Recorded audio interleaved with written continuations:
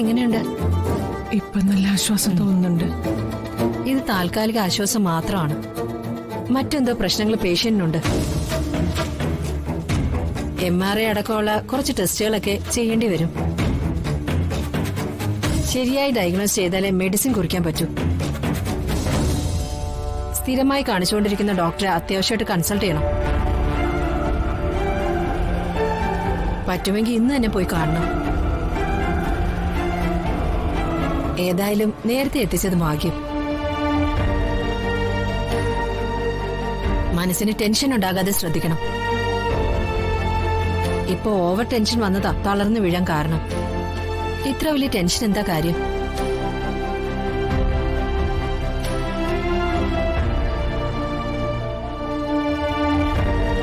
ഇളയ മകനോടൊപ്പമാണ് ചന്ദ്രികമ്മ ഇപ്പോ. ചന്ദ്രികമ്മയുടെ ഭർത്താവ് മൂത്ത മകനോടൊപ്പം. ആദ്യമായിട്ടാ ചന്ദ്രികമ്മ ഭർത്താവിന് പിരിഞ്ഞു കഴിയുന്നത്. അപ്പോ അതിന്റെ ഒരു ടെൻഷനായിരിക്കും. ഞങ്ങൾ ഇന്ന് വരെ പിരിഞ്ഞു ജീവിച്ചിട്ടില്ല. അവസ്ഥ മനസ്സിലാവുന്നുണ്ട്. പക്ഷേ ഭർത്താവ് കഴിയുന്നത് അന്യരോടൊപ്പമൊന്നും അല്ലല്ലോ, സ്വന്തം മകനോടൊപ്പം അല്ലേ. അതോർത്ത് സമാധാനിക്കുക. മനസ്സിനെ പരമാവധി ടെൻഷനാകാതെ നോക്കുക. തൽക്കാലത്തേക്ക് ഞാൻ 2 ടാബ്ലറ്റ് എഴുതാം. രാത്രി ഭക്ഷണം കഴിച്ച ശേഷം ടാബ്ലറ്റ് കഴിക്കണം. ടെൻഷൻ ഇല്ലാതെ സുഖമായി ഉറങ്ങാൻ കഴിയും. മെഡിസിൻ എടുക്കുന്ന സ്ഥലത്തേക്ക് പൊയ്ക്കോളൂ. ശരി എന്നാ. എഴുന്നേക്കാം.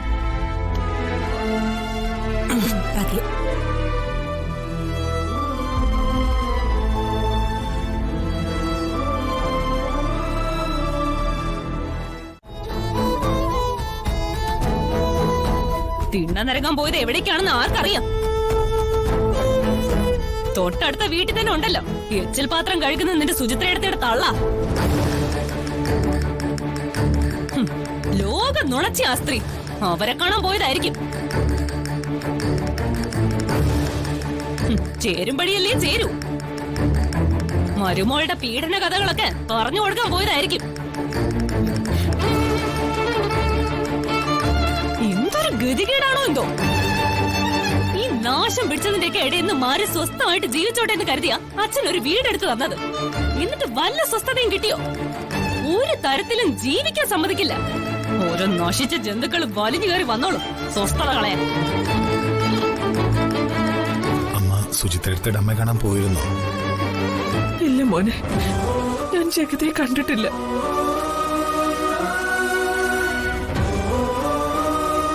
ആരോടും ഹരിതയെ കുറിച്ച് അപവാദം പറഞ്ഞിട്ടുമില്ല.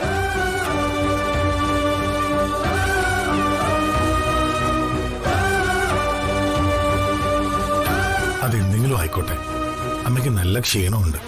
അമ്മ പോയി വിശ്രമിക്കേ. ബാക്കിയൊക്കെ നമുക്ക് നാളെ സംസാരിക്കാം. അത് പറയാൻ നിനക്ക് എന്താ അവകാശം?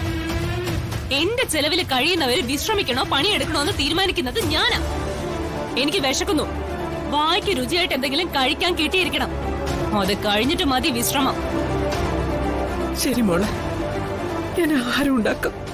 അമ്മേ. വന്ദനമ്മ എന്താ ദിയമോൾക്കിപ്പോ കഥകളൊന്നും പറഞ്ഞുതരാത്തെ? വന്ദനമ്മയ്ക്കിപ്പോ ദിയമോളോട് ഒട്ടും സ്നേഹമില്ല അല്ലേ? എന്താ ദിയമോളെ ഇങ്ങനെയൊക്കെ? വന്ദനമ്മയ്ക്ക് ദിയമോളോട് സ്നേഹമില്ലെന്നോ? വന്ദനമ്മയുടെ ജീവനല്ലേ ദിയമോള്.